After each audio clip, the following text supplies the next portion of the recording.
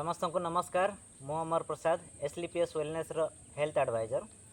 आज आम पहुँचीचु सुंदरगढ़ जिलार महुलपदा ग्राम पंचायत आ कुमुंडी ग्राम यहाँ ये बहुत बढ़िया रिजल्ट आसी। तो से रिजल्ट विषय आज आम डिस्कस करवा। आम पाखे अच्छा जी रिजल्ट पाई मैडम आपण ना तो जयंती पात्र। जयंती पात्र। अच्छा तो आपण को कौन समस्या थिला? मोर तो ये कफ आसला। कफ थिला केते केते दिन रो कफ थिला? मुई तो आगु नहीं थिला सडनली बाहर गला। खाई मेडिसिन। हाँ। तो 10 दिन खंडे खाइली।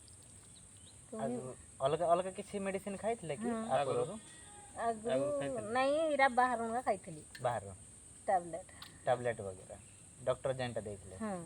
अच्छा आराम मिला सेठू?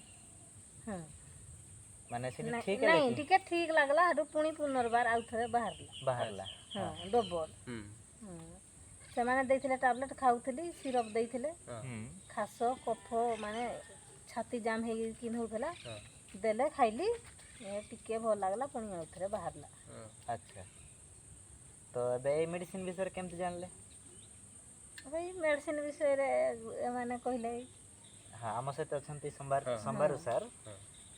सर मैडम को मेडिसिन देले आ मेडिसिन देवा परे आपन को रिजल्ट आसला।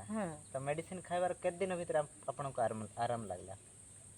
खाइला परे खाइली आउ 10 केते दिन परे 15 दिन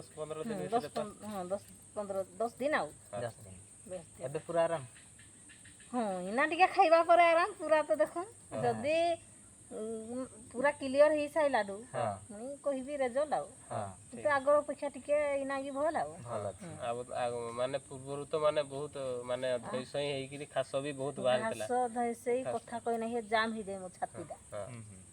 माने कॉल करके देखिथिली आपन को थरे कॉल करथिली जे पूरा बहुत खास भी होइतरा मेडिसिन तो पूरा तो जाई नथिलो तमे सेठी जीवा पई तो मेडिसिन आनबार आनले आकड़ू 2 दिन टिके लेट हला एठू नहीं देबा लगी खाइली 10 दिन खाइबार टिके आराम लागला। एबे तो बहुत माने बहुत परिवर्तन हेछि एबे टिके क्लियर नाले मैं कथा कहि नहीं पारे पानी गरे नहीं टकी पारे। माने पानी टिके आनी बोही गिरी भी मोर आनबार भरोसा नहीं हैला एही बोली खाणगा मेडिसिन भगवान कर कृपा रुके। दर्शक बंधु बहुत बढ़िया मैडम को मेडिसिन नहीं कि दिन हेछि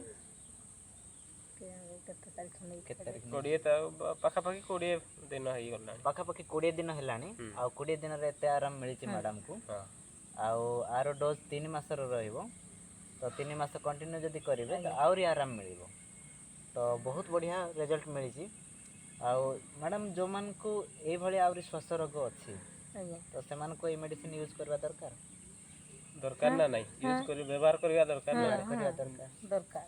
तो बहुत बहुत धन्यवाद देवा पई चाहिए हमर कंपनी रो एमडी आ CEO mister Sanjeev Kumar sir एते बढ़िया मेडिसिन बनई छंती जा फल रे लोक माने बहुत हैरान हिथिले भी एई मेडिसिन द्वारा ही लोक माने ठीक होछंती।